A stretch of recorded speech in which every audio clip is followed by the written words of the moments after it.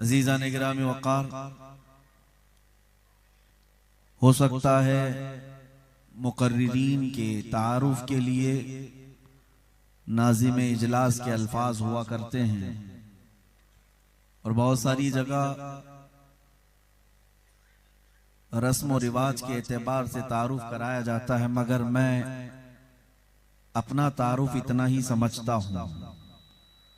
या रसूल अल्लाह, तेरे इश्क की बदौलत मुझे जिंदगी मिली है, तेरे इश्क की बदौलत मुझे जिंदगी मिली है। मेरी बात बन गई है तेरी बात करते करते।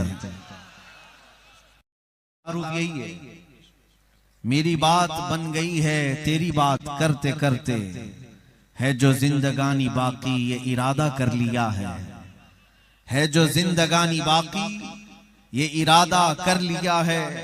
तेरे मुनकिरों से आका मैं मरूंगा लड़ते लड़ते। मेरे अजीजों, यही हमारी जिंदगी का तारुफ है और इन्हीं दो अशार में अल्लाह हमारा खात्मा नसीब फरमाए। आज मुंब्रा की इस सरजमीन पर, जिसको हम जरखेज जमीन कहते हैं, पहली मर्तबा आपसे मुखातिब हूं। उलमाए ज़वील एहतराम का यहाँ पर हुजूम है। ये मिंबर नूर सजा हुआ नाइबाने रसूल से, लेकिन मेरे लिए एक तारीख है मेरी जिंदगी की। हो सकता है मुंब्रा वाले ना जानते हो, मुंब्रा वाले पहचानते जरूर हैं कुछ बातों से। बहुत सारे लोग तकरीरें तो सुनते हैं, लेकिन हमारी जिंदगी में एक वाकया पेश आया था, उसको हर कोई अच्छी तरह से जानता है कि नबी पाक सल्लल्लाहु ताला अलैहि वसल्लम पर भौंकने वाले कुत्ते को हमने आवाज दी थी। वो आपको पता है 1.5-2 साल कबल, मैं इसको दोहराना नहीं चाह रहा और हर जलसे में मेरे कहने की आदत नहीं है। माजी में जाएं या सोशल मीडिया पर मौजूद चीजों का आप फिर से एक मर्तबा देख लें तो आपको पता चलेगा। मैं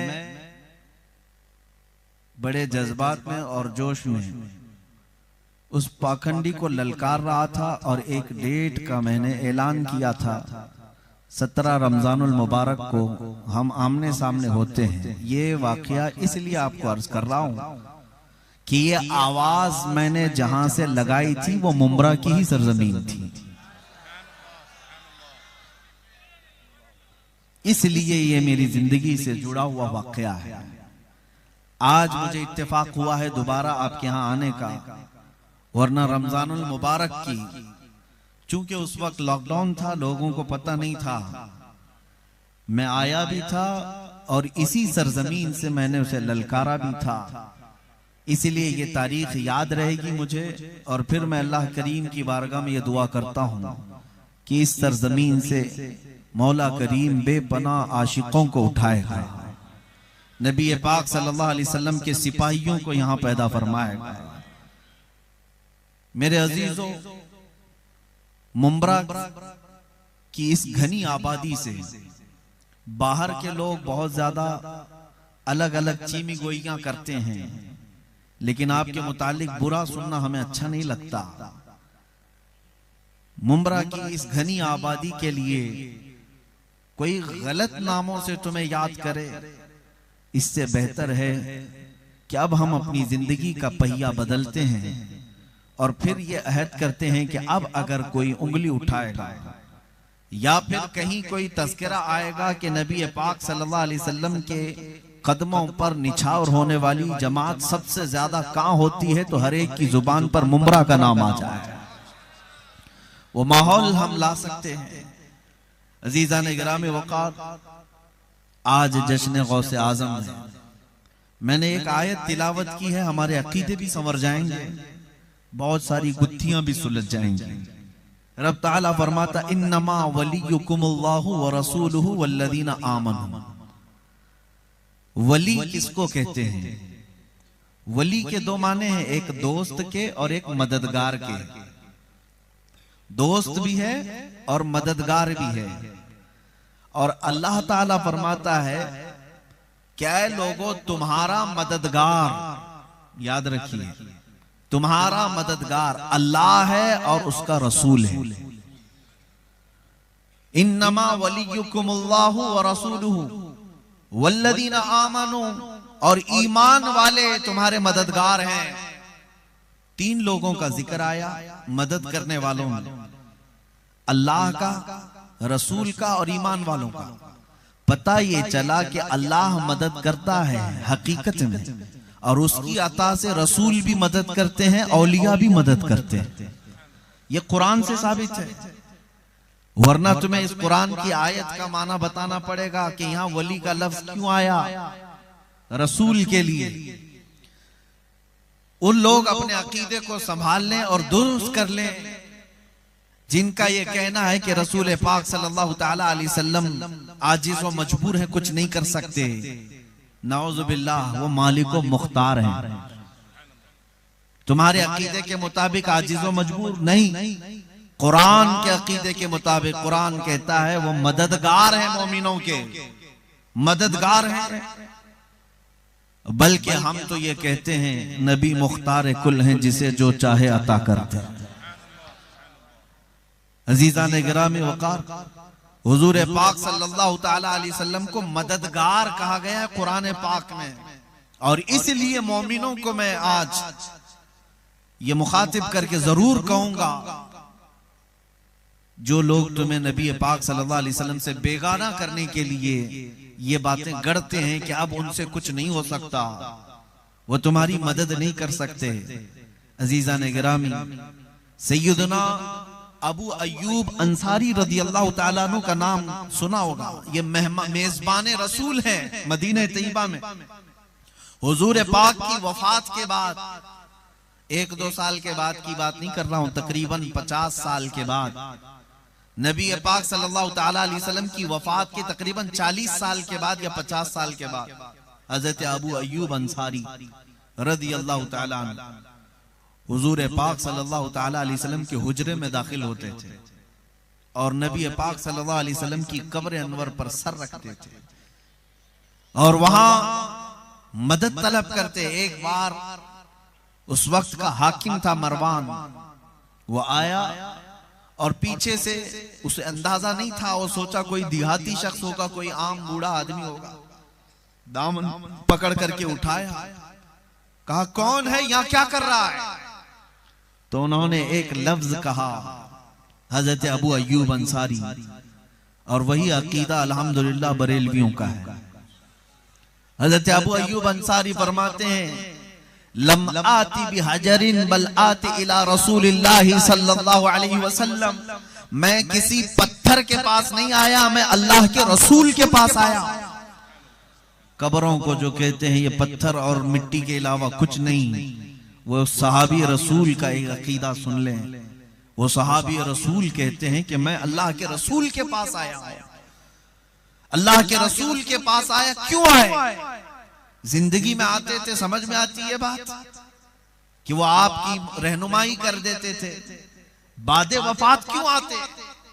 सहाबा इकराम रिदवानुल्लाहि ताला अलैहिम अजमईन का अकीदा ये था, जिस तरह रसूल करीम सल्लल्लाहु अलैहि वसल्लम अपनी हयात में मदद करते थे, वफात के बाद भी मदद करते थे। अब मैं यहां से गुफ्तगू को आगे बढ़ाता हूं, इतनी तमहीद आपके जहन में आ जाए कि वो रसूल मददगार हैं, तब हम आगे बढ़ेंगे। वो रसूल मददगार है और हमने देखा है नबी पाक सल्लल्लाहु अलैहि वसल्लम की मदद को। अजीज़ान गिरामी वक़ार, आज भी आशिकों के यहाँ वो तशरीफ लाते हैं। अगर ना होता ऐसा तो कोई पुकार करके यूं नहीं कहता, सुना है आप हर आशिक के घर तशरीफ लाते हैं, मेरे घर में भी हो जाए चिरागा या रसूल अल्लाह। तमन्ना करने वाले पागल नहीं हैं। तमन्ना करने वाले यूं नहीं कहते, मेरे आका आओ कि मुद्दत हुई है, तेरी राह में आँखियां बिछाते बिछाते, तेरी यादों में, तेरी हसरतों में बड़े दिन हो गए घर को सजाते सजाते। तमन्ना करने वाले यूं ही नहीं कहते वो नबी पाक सल्लल्लाहु अलैहि वसल्लम मददगार हैं। इसलिए उलमाए वक्त ने भी ये कहा है, बल्कि हम तो ये कहते हैं जलसों में, मेरी तो आदत है, मैं ये कहता हूं वो आएंगे, आते होंगे, अभी आएंगे, यही सोच के हमने महफिल को सजा रखा। हम उनकी मदद के मुंतजिर हैं। अजीजा ने गिरामी वकार, कुरान कहता है वो रसूल तुम्हारे मददगार हैं। ए लोगों, तुम्हारे मददगार हैं। 22वें पारे की आयत में अल्लाह ताला फरमाता, अन्नबिय्यु औला बिल मुमिनीना मिन अनफुसिहिम, नबी तो मोमिनों से उनकी जान से ज्यादा करीब है। नबी मोमिनों से उनकी जान से ज्यादा करीब है। फिर मेरे अजीजों, ये सवाल ही नहीं बनता जो कहते हैं यहां से तुम पुकारोगे वो मदीने में है। कुरान कह रहा है वो तुम्हारी जानों से ज्यादा करीब है, वो जानों से ज्यादा करीब है। हम यहां से पुकारे, वो वहां से सुने। मुस्तफा की समाअत पे लाखों सलाम। अजीजा ने गिरामी, नबी पाक सल्लल्लाहु ताला अलैहि वसल्लम के मददगार होने की बात मैं आपको बताता हूं। जिंदगी में सहाबा इकराम ने तो कहा, कुरान कहता है अजीजुन अलैहि मा अनित्तुम हरीसुन अलैकुम बिल मुमिनीना रऊफुर रहीम। क्या कहता है? तुम्हारे पास ऐसा रसूल आया, लक़द जाअकुम रसूलुम मिन अनफुसिकुम, तुम्हारे पास ऐसा रसूल आया जिसको तुम्हारा तकलीफ में पड़ना गवारा ही नहीं होता। उस रसूल की एक आदत है कि तुमको तकलीफ में वो नहीं देख सकता। अजीजुन अलैहि मा अनित्तुम, तुम्हें तकलीफ में देखकर वो बर्दाश्त नहीं करता। हरीसुन अलैकुम बिल मुमिनीन, दूसरी सिफत उस रसूल की यह है कि वो सबसे ज्यादा अगर किसी बात की तलब रखता है तो सिर्फ तुम्हारे ईमान की। रऊफुर रहीम, निहायत नरम दिल और शफकत करने वाला रसूल तुम्हारे पास आया है। ऐसा नरम दिल और ऐसा शफकत करने वाला और ऐसी मदद करने वाला। मुझे हैरत होती है उन जालिमों पर जो आज नबी पाक सल्लल्लाहु ताला अलैहि वसल्लम की मदद का भी इनकार कर बैठे हैं। इसी को तो आला हज़रत इमाम अहले सुन्नत फाजिल बरेलवी रहमतुल्लाह ताला अलैह ने फरमाया, और तुम पर मेरे आका की इनायत न सही, नजदियों कलमा पढ़ाने का भी एहसान गया। आज ले उनकी पनाह, आज मदद मांग उनसे, आज ले उनकी पनाह, आज मदद मांग उनसे। कल न मानेंगे कयामत में अगर मान गया।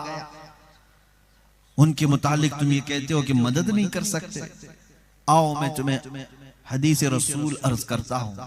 मस्जिद नबवी शरीफ का मिंबर है। अल्लाह के हबीब सल्लल्लाहु अलैहि वसल्लम खुतबा देते थे, पहले तो असा लेते थे, आपके हाथ में एक लकड़ी हुआ करती। फिर जब मिंबर बन गया तो नबी पाक सल्लल्लाहु अलैहि वसल्लम ने उस लकड़ी को छोड़ दिया, उस असा को मस्जिद के बाहर छोड़ दिया। रिवायत यह है कि जिस दिन नबी पाक सल्लल्लाहु अलैहि वसल्लम उस लकड़ी को लिए बगैर मिंबर पर खड़े हुए, मस्जिद में बच्चे के रोने की जैसी आवाजें आने लगी। सहाबा कहते हैं कि हम आवाजें तो सुन रहे थे, कौन रो रहा था ये पता नहीं, लेकिन नबी पाक सल्लल्लाहु अलैहि वसल्लम जो मालिक कुल भी हैं और तमाम आलम के लिए रहमत बनाकर भेजे गए, मिंबर से उतरने लगे। मिंबर से उतर करके दरवाजे तक आए और वहां जो पड़ी हुई लकड़ी थी उसको जैसे ही उठाया, रोने की आवाज बंद हो गई। पता चला कि लकड़ी रो रही थी, लकड़ी के रोने की आवाज थी। नबी मुकर्रम सल्लल्लाहु अलैहि वसल्लम ने उसको अपने सीने से लगाया, अपने कानों से लगाया, फिर वापस खुतबे के लिए तशरीफ लाए। सहाबा ने पूछा, या रसूल अल्लाह सल्लल्लाहु अलैहि वसल्लम ये क्या बात थी? अल्लाह के हबीब सल्लल्लाहु अलैहि वसल्लम इरशाद फरमाते हैं, इस लकड़ी को जब मैं हाथ में रखता था ये फख्र किया करती थी, और जब मैंने आज इसको छोड़ दिया मेरी जुदाई के गम में वो रोने लगी, और उसका रोना मुझे देखा ना गया। मैं खुतबा छोड़ करके उतर आया और फिर जब उसको आकर अपने हाथों में उठा लिया, फिर उस लकड़ी ने रोना बंद कर दिया। अजीजा ने गिरामी वक़ार, नबी मुकर्रम सल्लल्लाहु ताला अलैहि वसल्लम की जुदाई में अगर एक लकड़ी रोए वो रसूल पाक को गवारा नहीं होता। वो मिंबर मदीने का छोड़कर उतर जाते हैं। तुम उम्मती हो, तुम मुस्तफा करीम सल्लल्लाहु अलैहि वसल्लम की जुदाई में अगर रो तो क्या ये बात मुमकिन नहीं है कि वो नबी मुकर्रम सल्लल्लाहु अलैहि वसल्लम उसी तरह आज भी हमारे घर तशरीफ ला सकते हैं जिस तरह शरफुद्दीन बुसीरी ने अपने हुजरे में लकवा और फालिज की बीमारी में पुकारा था, अमिन तदक्कुरी जीरानी बिदी सलामी मज़ज्त दमअन जरा मिन मुक़लतिन बिदमी अम हब्बतिर रिउ मिन तिलक़ाई काज़िमतिन व औमदल बर्क़ु फ़ी ज़लमाइ मिन इज़मी फमा लिअयनैका इन क़ुल्त फ़ुफ़ाहमता व मा लिक़ल्बिका इन क़ुल्त तस्तफ़िक़ यहिमी अयहसबु सब्बु अन्नल हुब्ब मुनकतिमुन मा बैन मुनसजिमिन मिन्हु व मुद्तरिमी मुहम्मदुन सय्यिदुल कौनैनि वत्थक़लैनि वल फ़रीक़ैनि मिन अरबि व मिन अजमी या अक्रमल खल्क़ि माली मन अलूज़ु बिही सिवाका इंद हुलूलिल हादिसिल अममी वलन यदीक़ रसूलल्लाहि जाहु कभी इदल करीम तजल्ला बिस्मि मुंतक़िमी फ़इन्न मिन जूदिका दुनिया व दर्रतहा व मिन उलूमिका इल्मल लौहि वल क़लमी या रब्बि बिल मुस्तफ़ा बल्लिग़ मक़ासिदना वग़फ़िर लना मा मज़ा या वासिअल करमी। एक उम्मती ने अस्कंदरिया की सरजमीन से, मिस्र की सरजमीन से, अपने फालिज के जमाने में, लखवे के जमाने में जब हकीमों ने लाइलाज कह दिया था, हाथ पैर उठ नहीं पाते थे, रो करके पुकारा था कसीदे में, है जी सलम की रोने की आवाज को सुनने वाले नबी पाक के बारे में कहा मखलूक में सबसे ज्यादा इज्जत वाले, सबसे ज्यादा अशरफ, आज मेरे पास तुम्हारे अलावा कौन है जिसको मैं आवाज दूं। ये कहते कहते जब शरफुद्दीन बोसीरी सो गए, वो मुस्तफा करीम अपने मदीने से चल करके बोसीरी के ख्वाब में तशरीफ लाए। सिर्फ आए नहीं, अपने हाथ से उनके जिस्म पर मसा किया और उनको अपनी चादर भी इनायत की। और जब वो सुबह बेदार हुए, शरफुद्दीन बोसीरी कहते हैं न मेरे जिस्म में लखवा था, न मेरे जिस्म में फालिज था, कुछ नहीं था। और जब मैं सीधा खड़ा हुआ तो मैं देखता हूं मेरे बिस्तर पर रात में दी हुई चादर भी मौजूद थी।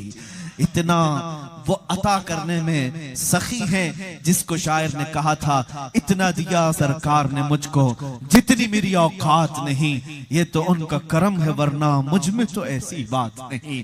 मेरे करीम से घर कतरा किसी ने मांगा, दरिया बहा दिए हैं, दुर्बे बहा दिए हैं। वाह क्या जूदो करम है, शहे बता तेरा नहीं सुनता ही नहीं, मांगने वाला तेरा। उस रसूल करीम सल्लल्लाहु ताला अलैहि वसल्लम को कुरान ने जब मददगार कहा है, हर आशिक रसूल उन्हें आज भी मददगार समझता है। मैं एक वाकया पढ़ता हूँ, मेरे दिल में बड़ी तसल्ली होती है और सीना मजबूत हो जाता है। सैयदना इमाम अहमद बिन हम्बल, चार इमामों में से बहुत बड़े इमाम हैं, उस मुहद्दिस का नाम मैं अर्ज कर रहा हूं जिनको 5 लाख हदीसें याद थी, 5 लाख हदीसों के हाफिज इमाम अहमद बिन हम्बल, लेकिन हालात के शिकार हो गए। वक्त के सालिमों ने उनके साथ बहुत बुरा बर्ताव किया है। इमाम अहमद बिन हम्बल को वक्त के खलीफा ने गिरफ्तार करके नंगी पीठ पर कोड़े मारे थे, एक हक फतवा देने की वजह से, शरीयत ताहिरा का ऐलान करने की वजह से। हर जमाने में आजमाइशें होती रही हैं, सतीजाकार रहा है अजल से ता इमरोज, शरारे बुलहबी से चरागे मुस्तफा भी, हमेशा ये रहा है। जालिमों ने अपने कुव्वत को आजमाया है, ताकत को आजमाया है। वो चाहते हैं कि अपनी ताकत के बलबूते ये हमारी जुबानें बंद कर दें, हमारी आवाजों को रोक दें, लेकिन उन्हें पता नहीं है इस्लाम जिंदा होता है हर करबला के बाद। इस्लाम जिंदा होता है हर करबला के बाद, जितना ही तुम दबाओगे उतना ही ये उभरेगा। अजीजान गिरामी, जब इमाम अहमद बिन हम्बल को कोड़े मारे गए थे, एक बार नहीं, 2 बार नहीं, तीसरी बार।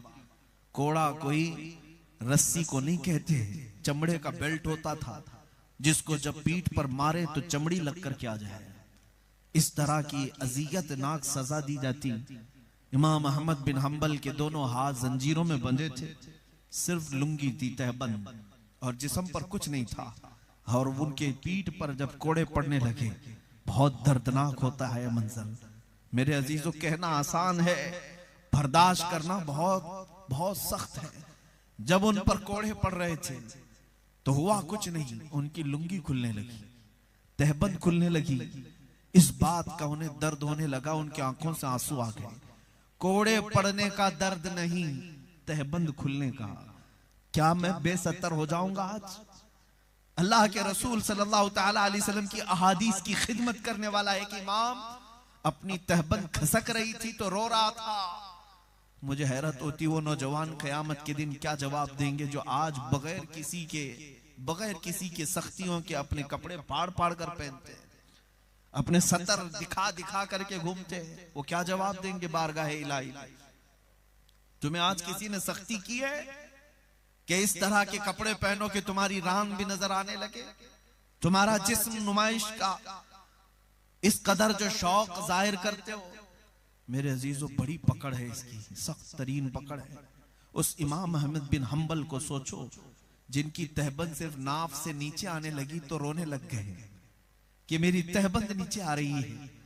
थोड़ी ही देर के बाद उनकी आंखों से आंसू निकले कि मौला यहाँ कौन मददगार है, यहाँ कौन मददगार है? हुकूमत जालिम की, कोड़े मारने वाला जल्लाद कोई नहीं है। अचानक तारीख में ये बात मिलती है, 2 हाथ गैब से बरामद हुए और मजबूती से उनकी कमर पर लुंगी को बांध दिया, तहबंद को कस करके बांध दिया। और उसके बाद इमाम अहमद बिन हंबल जो रो रहे थे मुस्कुरा पड़े, हंसने लग गए। और वो जल्लाद कोड़े मारते मारते अचानक रुक गया। कहा कि अहमद बिन हंबल, कोड़े पड़ रहे थे और तुम्हारी लुंगी खुल रही थी, तुम रो रहे थे, या अचानक हंस क्यों रहे हो? और तुम ये जो तहबंद खुल रही थी मजबूत कैसे हो गई?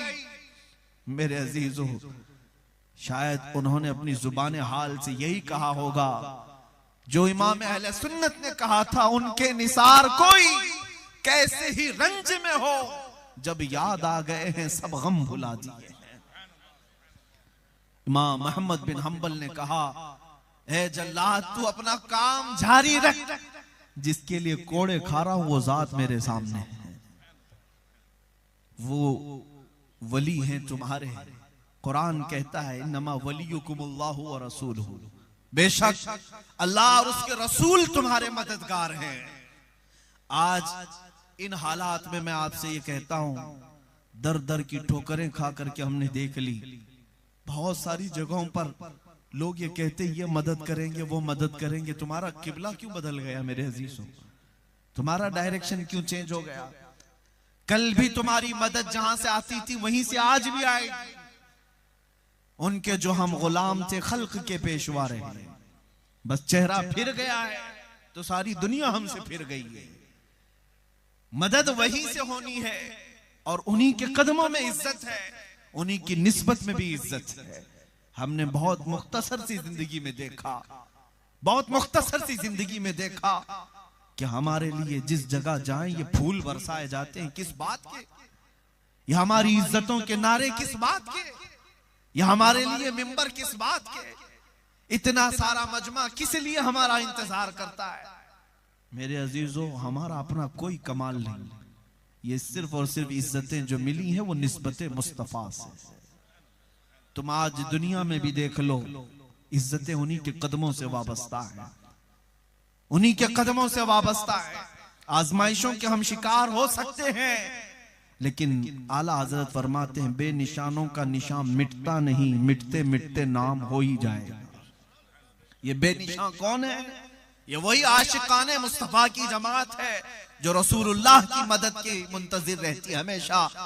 वो बेनिशान लोग हैं, और अगर वो दुनिया से चले भी गए तो उनका निशान मिटता नहीं, उनका नाम कभी खत्म होता नहीं।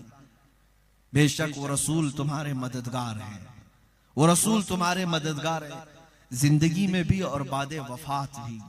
अजीजान गिराम वक़ार, बुखारी शरीफ की हदीस, बुखारी इमाम बुखारी ने जो रिवायत की, एक सहाबी रसूल है, वो कहते हैं मेरे पैर में सूजन हो गई थी, बहुत सूजन हो गई थी। उन्होंने दूसरे सहाबी से अर्ज किया कि मैं क्या करूं, पैर में फोड़ी हो गई या सूजन हो गई?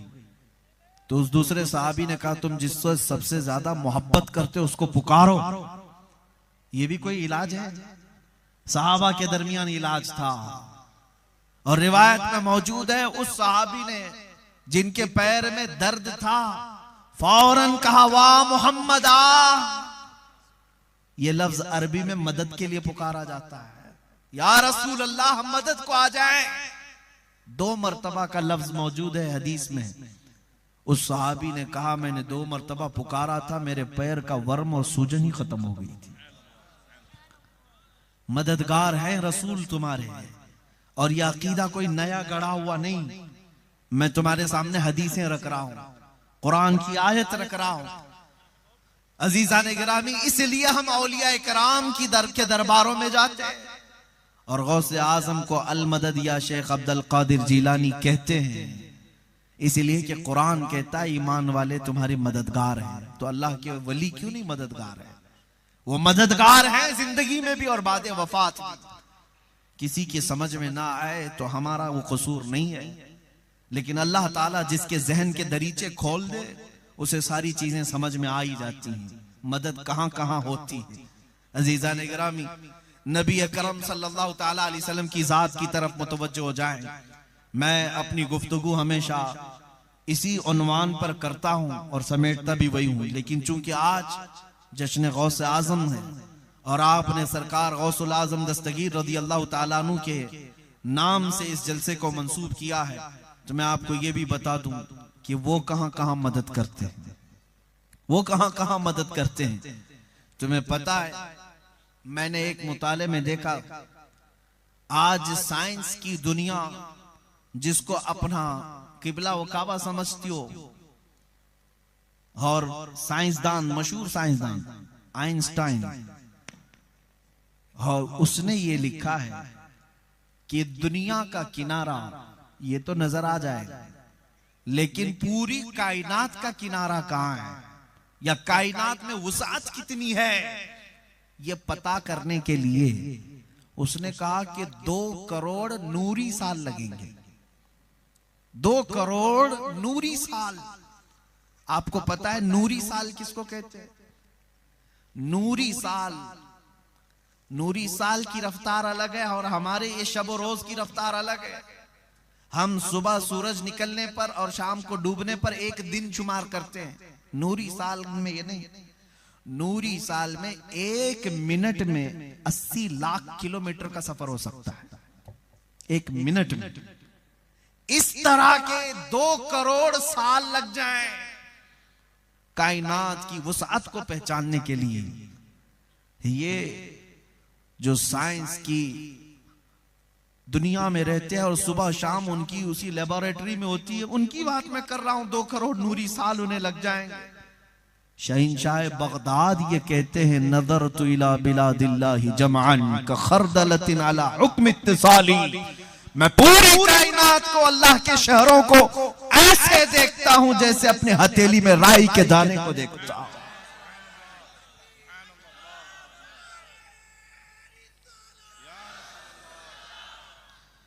तुम दुनिया पढ़ो, मैं मना नहीं करता। तुम हमेशा साइंस को लेकर के अगर करामात से कंपेयर करना चाहो तो बहुत पीछे रह जाओगे। जिनको मेरे नबी का घोड़ा ना समझ में आए, जिनको रसूल पाक का बुराक ना समझ में आए, उन्हें मेरे मुस्तफा का सफर मेराज क्या समझ सकता है। और उन लोगों को समझाने के लिए गौसे पाक रज़ी अल्लाह ताला अन्हु की करामतें भी हैं। एक रिवायत हमने ये पढ़ी भी है, एक शख्स मजमे में बैठा था गौसे पाक रज़ी अल्लाह ताला अन्हु के, और जब आप मेराज का वाकया बयान कर रहे थे उसके दिल में ये खलिश पैदा हुई, ऐसा कैसे हो सकता है रसूल इतनी जल्दी जाएंगे और आ जाएंगे। और अचानक उसके पेट में मरोड़ शुरू हो गई, और वो जो है 2 वाकयात हैं अलग अलग। उसके पेट में ऐसी मरोड़ शुरू हो गई कि उसे बहुत तेज हाजत, बहुत तेज क़ज़ाए हाजत की अशद जरूरत पेश आने लगी।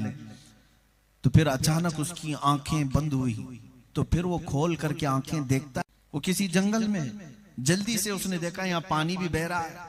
अपने कपड़े उतारे और अपनी हाजत पूरी किया, और वहां से अपनी सफाई भी कर लिया, और वहां पर चाबियों का या कुछ गच्छा उसने दरख्त पर लटका रखा था। फिर वापस उसने अपने कपड़े पहन लिए, और उसके बाद फिर जैसे ही उसने अपनी हाजत पूरी की, कपड़े पहने, आंखें खोला तो देखा वो उसी मस्जिद में बैठा है जहां गौसे पाक बयान कर रहे थे। अब हाजत कुछ नहीं लगी, पेट में भी कोई चीज नहीं थी। और उसके बाद उसने सोचा मेरा वहम था क्या, या मेरे से कुछ ऐसी चीज हो गई है जो ऊँघ आने पर मैंने कोई ख्वाब देखा हो। नहीं, ख्वाब नहीं था ना वहम था। महफिल के बाद वो उठ करके गया, फिर उसे अंदाजा हुआ मैं तो अपनी चाबियों का गच्चा वहीं भूल आया था जहां अपनी इस्तिंजा करके आया। उसे वो जगह पता थी, ढूंढते हुए गया तो बहुत दूर था, वो इलाका बहुत दूर था। चलते चलते थक गया, शाम हो गई। उस इलाके में जाकर पहुंचा तो देखा वहां पानी भी बह रहा, इलाका वही, और दरख्तों पर इसकी चाबियों का गच्चा अभी भी लटका हुआ।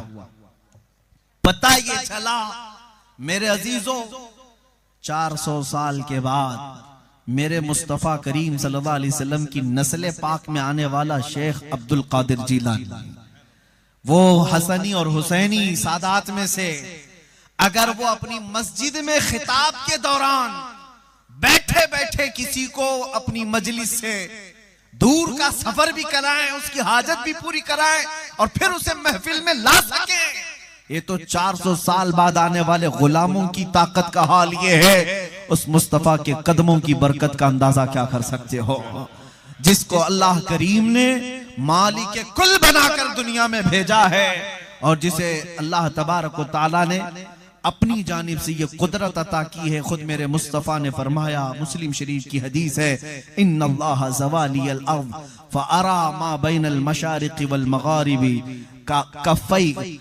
हुजूर पाक सल्लल्लाहु तआला अलैहि वसल्लम फरमाते हैं कि मैं, अल्लाह ताला ने मुझे पूरी रुए जमीन को घेर करके दे दिया, मैं मशरिक और मगरिब के पूरे दोनों के दरमियान ऐसे देखता हूं जैसे हथेली को देखता हूं।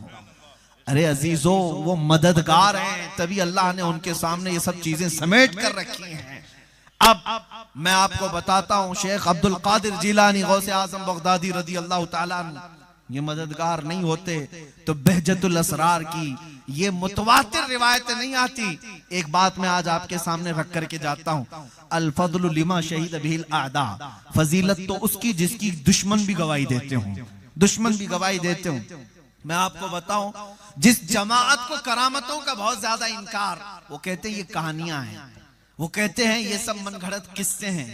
मैं आपको कहता हूं, उसी जमात के एक बहुत बड़े शेख, बहुत बड़े इमाम शेख इब्ने तैमिया, जिसके पीछे पूरी जमात चलती है, जिसके पीछे पूरा का पूरा तबका चलता है, शेख इब्ने तैमिया ने ये लिखा है कि मैंने अपनी जिंदगी में इतनी करामात किसी की नहीं देखी जितनी शेख अब्दुल कादिर जीलानी की। ये कौन कह रहे हैं? शेख इब्ने तैमिया की बात मैं कह रहा हूं।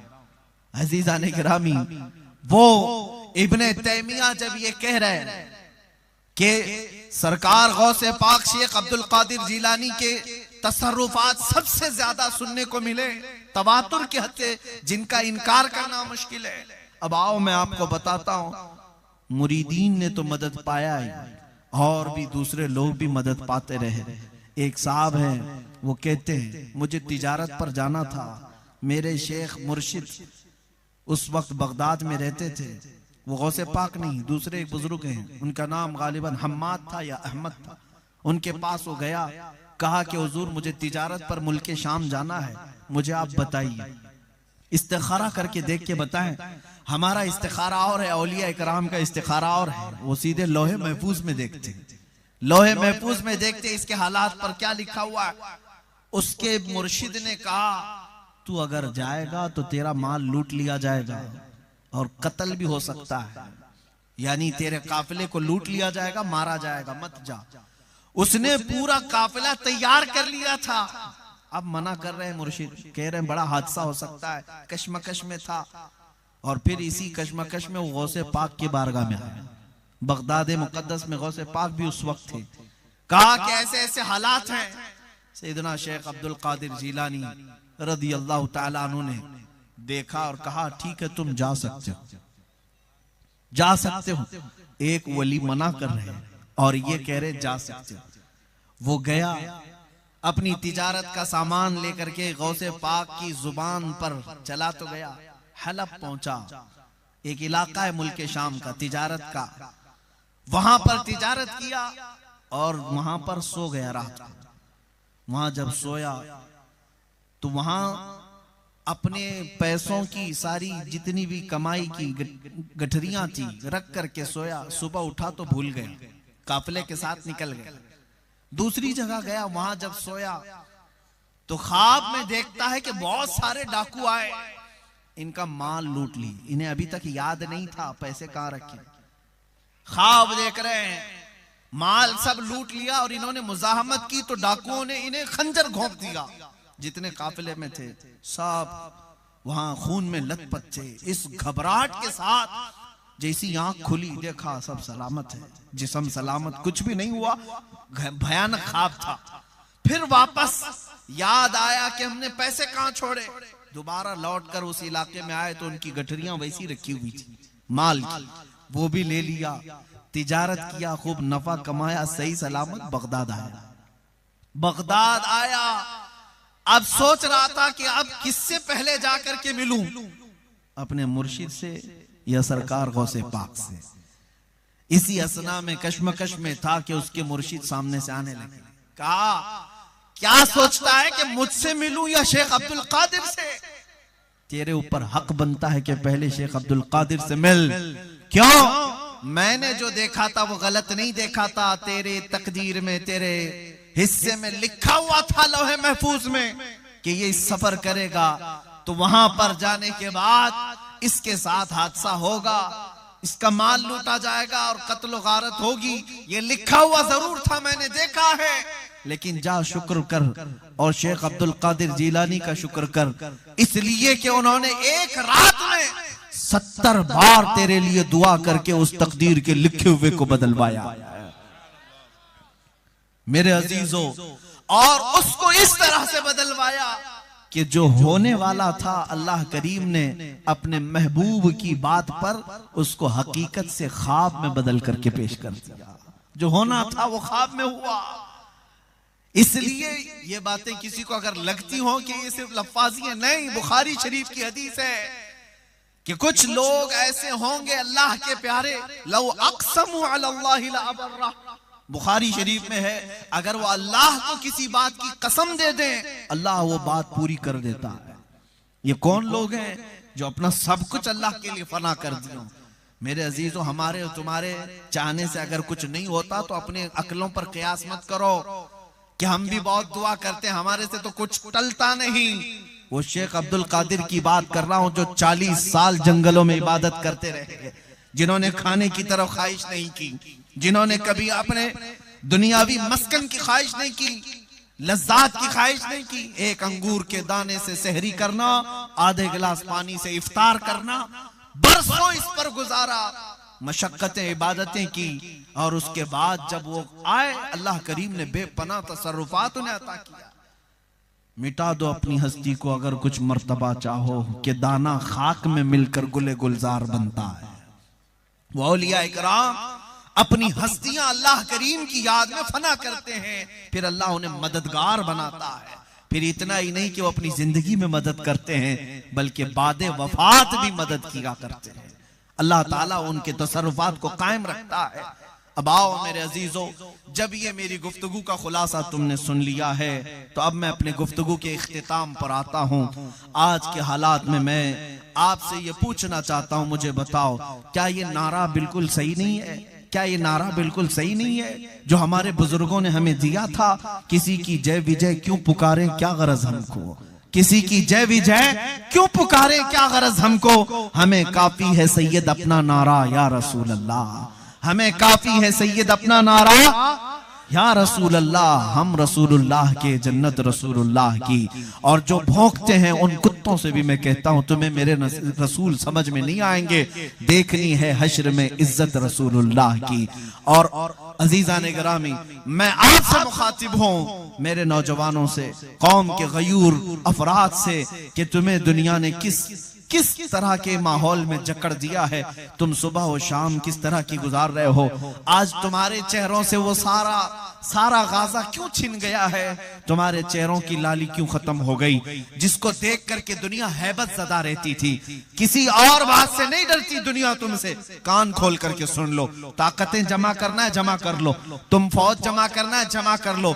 मैं ये खुल करके कहता हूं, चाहे कितनी भी तंजीमें हो, चाहे कितनी भी तुम ताकत प्रदर्शन कर लो, शक्ति प्रदर्शन कर लो, मेरा ये मानना है ताकत और कुव्वत से तुम दुनिया को नहीं डरा सकते। दुनिया खौफजदा हर जमाने में रही है तो इश्क मुस्तफा से खौफजदा रही है। इसी को अंग्रेज ने कहा था, ये फाका कश मौत से डरता नहीं जरा, रूह मोहम्मदी इसके बदन से निकाल दो। दुनिया आज भी इसी के दर पे है। इनके पास जो आखिरी ताकत आज बची है वो मुस्तफा करीम की मोहब्बत है, इश्क मुस्तफा की दौलत है, उनकी निस्बत है। ये आखिरी दौलत इनके पास बची है, ये खत्म कर दिया जाए तो ये जिंदा लाशें हैं, ये जिंदा लाशें कुछ नहीं कर सकेंगे। इसलिए मैं इस पर फोकस करता हूं। हर बार मैं इस बात की तरफ तवज्जो दिलाता हूं मेरे अजीज बच्चों को, नौजवानों को। कुछ अभी बिगड़ा नहीं है, कुछ अभी बहुत देर नहीं हुई है, सवेरा है, अंधेरा इतना नहीं हुआ है जितना के लोग हमें कहते हैं। मैं तुम्हें एक बात बता दूं, जो लोग ये रोना रो रहे हैं कि हम बिछड़ गए, ठीक है, उन्होंने हमारे जाहिरी हालात देखे।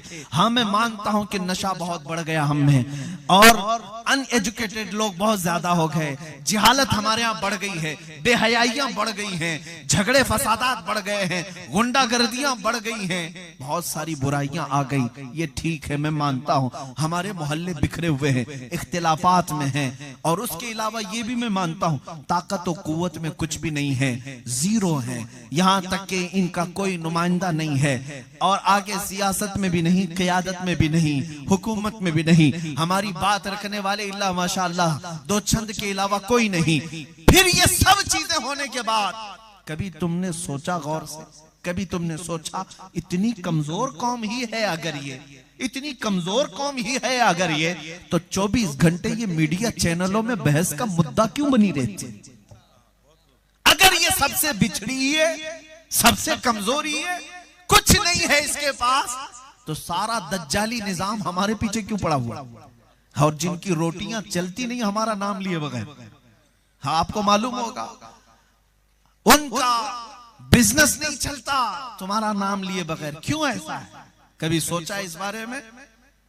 मियां, जो बिछड़ी हुई कौम है, जिसके पास एजुकेशन नहीं, हुकूमत नहीं, ताकत नहीं, तंजीम नहीं, सियासत नहीं, कुछ नहीं, इस पर तुम इतने क्यों मुद्दे बनाते हो? सारा का सारा टारगेट तुम्हारे ऊपर क्यों है? कोई चैनल उस वक्त तक ज्यादा चलता नहीं जब तक वो हो तुम्हारी टोपी, दाढ़ी, तुम्हारी अजान, बुरके, तुम्हारी मस्जिद के मीनार और गुंबद और कब्रों के बारे में जब तक बात न करे, नहीं चलता। क्यों? ये सारी चीजों की तरफ कभी तुम सोचते हो? सब खत्म हो गया है तो क्यों तुम हमारी बहस कर रहे हो? मैं भी यही सोचता हूं, सब हमारे पास नहीं है तो हमारे मुतालिक क्यों इतने बहस करते हो? और पूरी दुनिया को ये कहते हो इनसे डर लगता है। क्यों? दूसरी कौमों को हमारा नाम लेकर के क्यों डराते हो? फिर बात समझ में आती है। इकबाल ने कहा था, कुछ बात तो है कि मिटती नहीं हस्ती हमारी, कुछ बात तो है कि मिटती नहीं हस्ती हमारी, सदियों रहा है दौरे दुश्मन दौरे जमा हमारा। वो कौन सी चीज है जिसको इकबाल कहता है तौहीद की अमानत सीनों में है हमारे, इश्क़े रसूल की अमानत सीनों में है हमारे, आसान नहीं मिटाना नामो निशा हमारा, बातिल से डरने वाले है आसमां नहीं है हम, 100 बार कर चुका है तो इम्तिहान हमारा। आज मैं तुम्हारी अपनी हैसियत और तुम्हारी वैल्यू बताना चाहता हूं। देर नहीं हुई, बहुत अंधेरा नहीं हुआ, कुछ चीज तो बाकी है तुम्हारे पास जिसकी वजह से तुम बहस का मुद्दा बने हुए हो। वो कौन सी चीज है? वो शायद तुम्हें अंदाजा नहीं लेकिन पूरी दुनिया जानती है। मैं उसकी प्रैक्टिकल मिसाल बता दूं। प्रैक्टिकल, मैं अक्सर कहता हूं तो कुछ लोगों को डर लगता है, लेकिन मैं खुल करके बात कहता हूं। मैंने अभी करीब में देखा, यूरोप की सरजमीन भी थरथराती थी एक व्हील चेयर पर बैठे हुए माजूर आलिम दीन से। उसका काम क्या था? बहुत दूर जिसको तुम बिछड़ी हुई कौम कहते हो, उसी के चंद लोगों के दरमियान पैरों से माजूर आलिम दीन अगर लब्बैक कहकर पुकारता, तुम्हारे चूल्हे हिलने लग जाते थे। इसलिए कि पता चला ताकत और कुव्वत इस कुर्सी का नाम नहीं, ताकत और कुव्वत तख्त और ताज का नाम नहीं, ताकत और कुव्वत इश्क़ मुस्तफा का नाम है। ये अगर माजूर के सीने में भी आ जाए तो दुनिया उससे हैबत ज़दा होती है, उसके रौब से थरथराती है। और ये चीज तुम्हें अल्लाह ने अता की है। तुम आशिकाने मुस्तफा की जमात हो, जमा करो इस दौलत को वापस, इकट्ठा करो इस दौलत को वापस। वो रसूल ही हमारे सब कुछ हैं, वही हमारे लिए कल भी मददगार थे, आज भी मददगार हैं। हर बच्चे को इतना पढ़ा दो इश्क़ रसूल कि जंगलों की, बयाबानों की किसी भी वादी में तुम्हारे बच्चे को तन्हा भी छोड़े। हो सकता है वो हर चीज कर जाए, लेकिन अजमत रिसालत का सौदा कभी न करने पाए। इतना अपने बच्चों को जरूर बना देना कि बेटा हर चीज का समझौता हो सकता है, मुस्तफा करीम सल्लल्लाहु ताला अलैहि वसल्लम की इज्जत और उनकी नामूस का कोई सौदा नहीं हो सकता। लब्बैक या रसूल अल्लाह, लब्बैक या रसूल अल्लाह, लब्बैक या रसूल अल्लाह।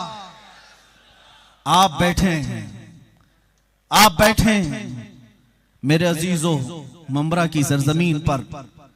हो सकता है ये तमाम चीजें हैं तुम्हारी आजमाइश के लिए। मैंने झारखंड और बिहार की सरजमीन पर देखा, खिताब के दौरान अल्लाह उन जवानों को सलामत रखे, इतनी तेज बारिश शुरू हो गई थी कि लोगों का खड़ा होना मुश्किल था, मगर बात मेरे मुस्तफा की थी तो सब वहां जमे के जमे रह गए। यहां तक के सच बताऊं, मैंने सिर्फ नबी पाक सल्लल्लाहु अलैहि वसल्लम का नाम लिया और मुझे आज तक इस बात का अंदाजा नहीं हो पाता कि मेरे हाथ में जो माइक था कंटिन्यू उस पर करंट आ रहा था, उसके बावजूद 10 मिनट तक मैं उसको पकड़े कैसा खड़ा रहा। या रसूल अल्लाह, अगर तुम्हारी इनायत ना होती तो हम कुछ भी ना होते। ये सब तुम्हारा करम है आका, के बात अब तक बनी हुई है।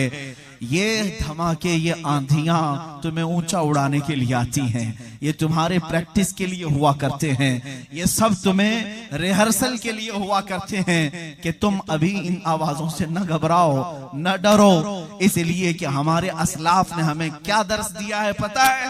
टल न सकते थे जंग में अगर अड़ जाते थे, पांव शेरों के मैदान से उखड़ जाते थे, तुझसे सरकश हुआ कोई तो बिगड़ जाते थे। या रसूल अल्लाह, तुझसे सरकश हुआ कोई तो बिगड़ जाते थे। अरे तेग क्या चीज है, हम तोप से भी लड़ जाते थे।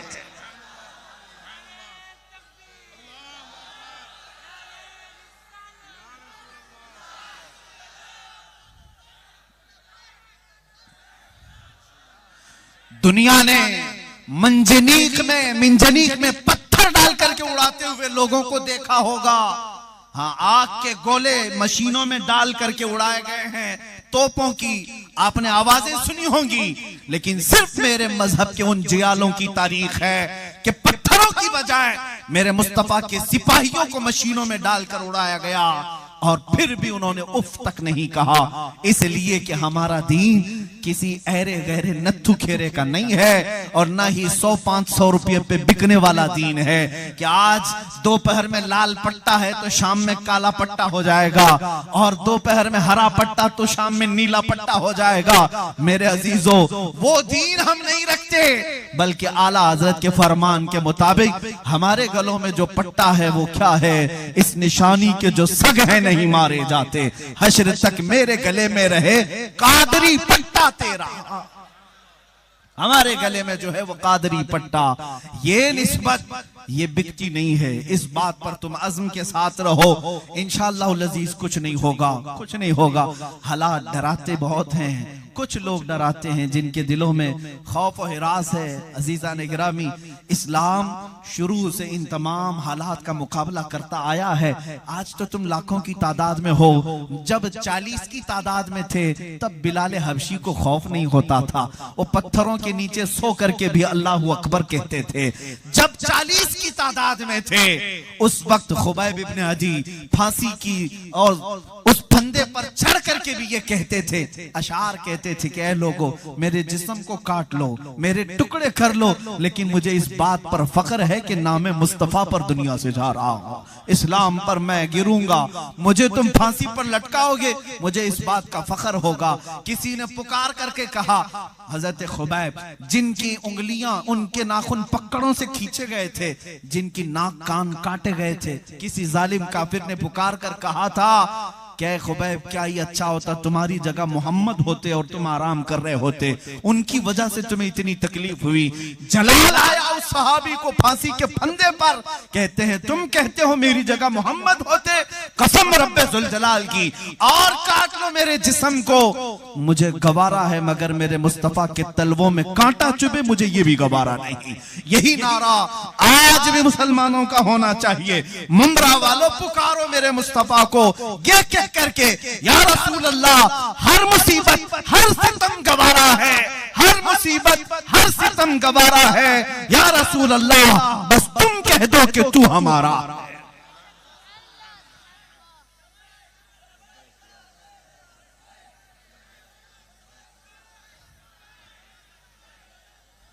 बस मेरे अजीजों, मैं अपनी गुफ्तगू को यहाँ पर समेट रहा हूँ। ये दर्स देते हुए जी लिया बहुत रंगीनियों में, बहुत रानाइयों में, बहुत कुछ दुनिया की रानाइयाँ देख ली तुमने। आओ मेरे मुस्तफ़ा के हुस्न की तरफ भी आओ, आओ नबी पाक सल्लल्लाहु ताला अलैहि वसल्लम के हुस्न के लिए अपनी आंखें अब खोल लो, इसलिए कि दुनिया का कुछ हुस्न तुम्हें कभी खेरा नहीं कर सका। जानते हो ये दुनिया ऐसी अय्याश और ऐसी धोखेबाज कि आज तुम्हारे पास है, कल किसी और के पास। ये अपनों को बार बार धोखा देती है, बार बार धोखा देती है। यहाँ मतलब के यार हैं, कोई नहीं किसी का।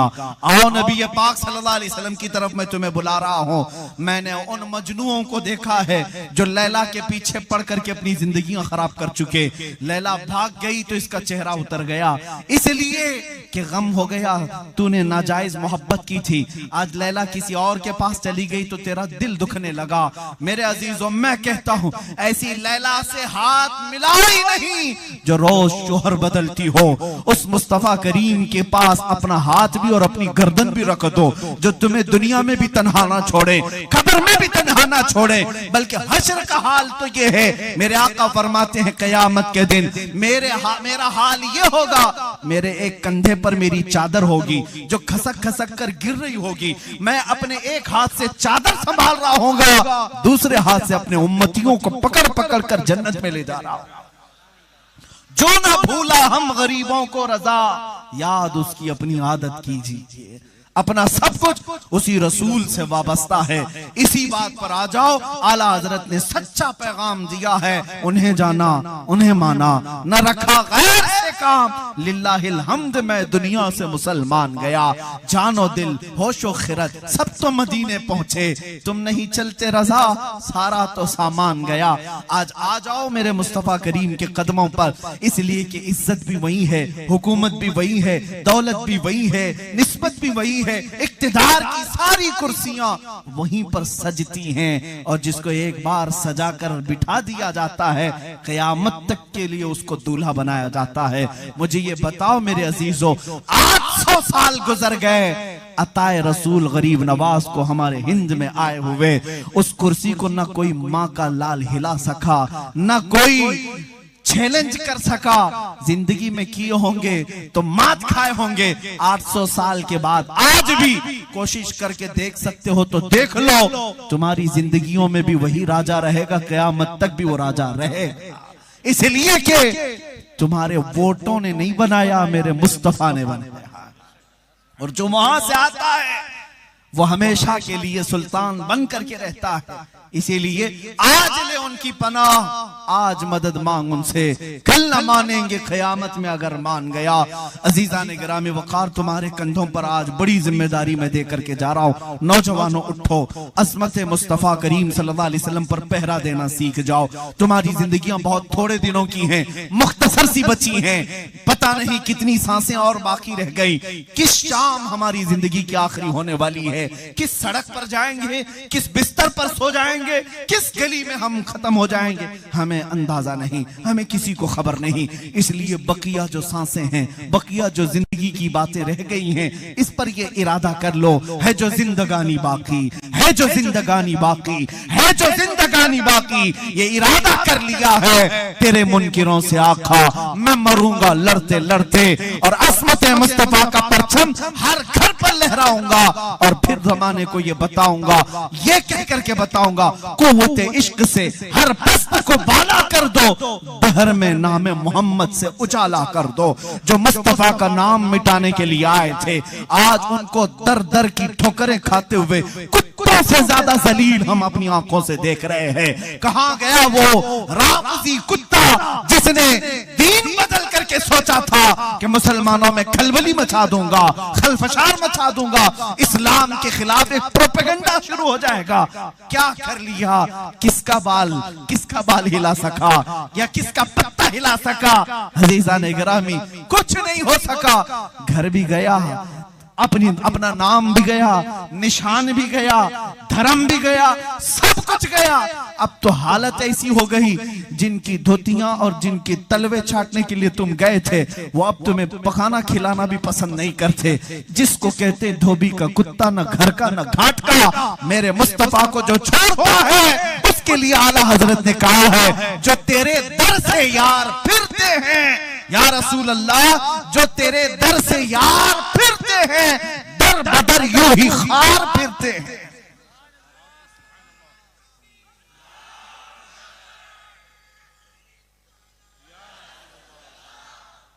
इसलिए अब दुआ हमें यही करनी है, काबे के दर के सामने मांगी है ये दुआ, वक़्त हाथों में हश्र तक रहे दामने मुस्तफा फकत। बस ये दुआ करो और इसी पर अल्लाह हमारा खात्मा अता करे कि ऐ रब्बे करीम, जब हमारा खात्मा करीब हो, मदीना हमसे करीब कर दे और नबी पाक सल्लल्लाहु अलैहि वसल्लम की जालियां हमसे करीब कर दे। इसलिए कि हम तमन्ना इतनी करते हैं, मौला दुनिया में तूने बहुत कुछ हमें इनामात दिए, बिन मांगे दौलतें दी हैं, अब हम मांग कर तुझसे ले रहे हैं। जब जिंदगी का इख्तिताम करीब आ जाए, मदीना करीब कर दे, तेरे मुस्तफा के कदम हो, और फिर मैं वही मुस्तफा करीम की बारगाह में सलाम पढ़ते पढ़ते सो जाऊं, धूम से जनाजा मदीने में उठे, शहर मदीना का कफन पहनकर दूल्हा बन करके मेरे मुस्तफा के कदमों में जन्नतुल बकी में सोना नसीब हो जाए। यही असल जिंदगी है तेरे दामने करम में। जिसे नींद आ गई है वो फना ना होगी, उसे जिंदगी मिली है। मेरे मुर्शिद ताजुश शरिया ये फरमा करके गए, जिंदगी ये नहीं है किसी की किसी के लिए, जिंदगी है नबी की नबी के लिए। ना समझ मरते हैं जिंदगी के लिए, जीना मरना है सब कुछ, जीना मरना है सब कुछ, जीना मरना है सब कुछ। और जो इस तरह की जिंदगी गुजार करके जाता है, जानते हो किस शान से वो जाता है। तुम भी ये फख्र करके जाओगे दुनिया से, जनाजा जब उठेगा मेरे मुस्तफा की बारगाह में ये आरजू करके जाना, और ये दुआ कबूल होती है, मैं मरूं तो मेरे आका ये मलाइका से कहना, मैं मरूं तो मेरे आका ये मलाइका से कहना, इसे कोई मत जगाना अभी आंख लग गई है, इसे कोई मत जगाना अभी आंख लग गई है। हमने वो जनाजे देखे जिनको करोड़ों लोग कंधा देने के लिए बेताब नजर आते हैं, जिन्होंने मुस्तफा करीम के कदमों में इज्जत ढूंढी। हमने हुजूर ताजुश शरिया का जनाजा भी देखा और फना फिर रसूल खादिम हुसैन का जनाजा भी देखा, जिसके कंधे के लिए हजारों नहीं लाखों लोग बेताब नजर आए। क्यों? आशिक का जनाजा भी जाता है तो धूम से जाता है, वो ये बताता हुआ जाता है, दुनिया वालों मेरे जनाजे पे रोने वालों, फरेब में हो बगौर देखो, मरा नहीं हो, गमे नबी में लिबास हस्ती बदल गया।